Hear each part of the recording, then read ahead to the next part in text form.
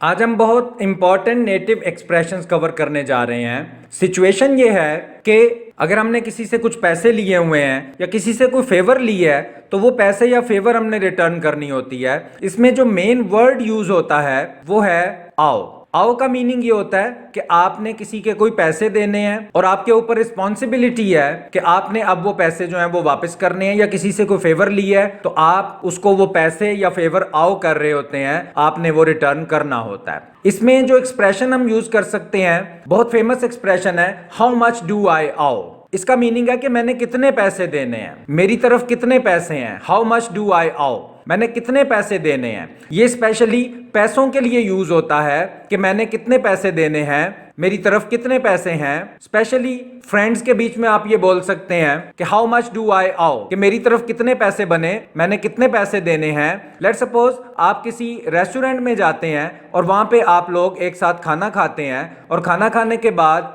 आप पूछते हैं कि इसमें से मेरा शेयर कितना है। हाउ मच डू आई आओ, कि मैंने कितने पैसे देने हैं, मेरा कितना शेयर है। इस एक्सप्रेशन को आप ऐसे भी यूज कर सकते हैं कि आप किसी को कहते हैं कि तुमने मेरे $5 देने हैं, यू आओ मी $5। आपकी तरफ $5 हैं जो आपने मुझे देने हैं। आओ का मीनिंग होता है रिस्पॉन्सिबिलिटी, स्पेशली पैसों की या किसी फेवर की। इसी तरह हम इसको इस तरह से भी यूज कर सकते हैं कि यू आओ मी नथिंग, तुमने मेरा कोई पैसा नहीं देना है, तुमने मेरा कुछ नहीं देना। या आई आओ यू नथिंग, या मैंने तुम्हारा कोई पैसा नहीं देना है। इसी तरह आप किसी को यह भी कह सकते हैं कि आई आओ यू अ ड्रिंक, कि मैंने आपको एक ड्रिंक जो है वो पिलानी है, मेरी तरफ एक ड्रिंक है, आपने मुझे कोई फेवर दी थी, आपने मेरी कोई हेल्प की थी, तो उसके लिए मेरी तरफ एक ड्रिंक है जो मैंने आपको पिलानी है। आई आओ यू अ ड्रिंक। आओ का मीनिंग हमने बताया कि रिस्पॉन्सिबिलिटी होता है, तो मेरे ऊपर एक रिस्पॉन्सिबिलिटी है कि आपने मुझे कोई फेवर दी थी, मेरी हेल्प की थी, तो उसके लिए आई आओ यू अ ड्रिंक,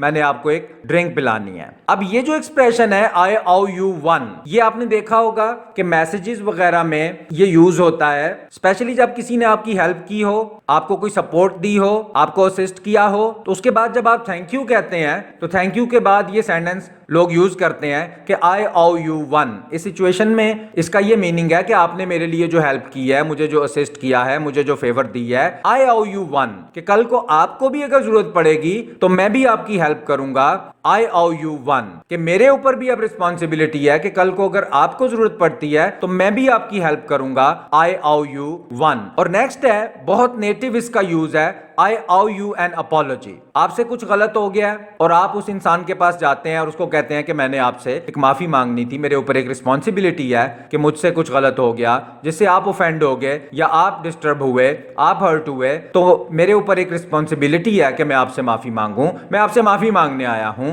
आई आओ यू एन अपॉलॉजी। अब ये जो एक्सप्रेशन है, ये इसमें आओ का वर्ड तो यूज नहीं हो रहा, लेकिन इसी कैटेगरी में है। V R square. V R square का मीनिंग होता है कि आपने किसी के पैसे देने थे और आपने वो वापस कर दिए और आप कहते हैं भाई अब हमारा हिसाब बराबर हो गया है, वी आर स्क्वेयर, अब मैंने आपका कोई पैसा नहीं देना।